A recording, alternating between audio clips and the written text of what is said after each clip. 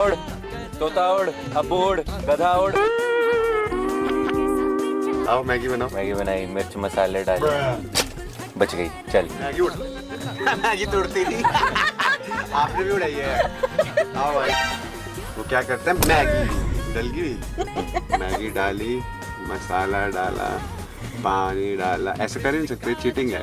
ये स्टेबल होना चाहिए कि फिर मैं मैगी डालूंगा, मसाला डालूंगा, मिर्ची डालूंगा, गैस जलाऊं। ये हिला ही नहीं सकता ऐसे हाथ। अरे चलना चलना।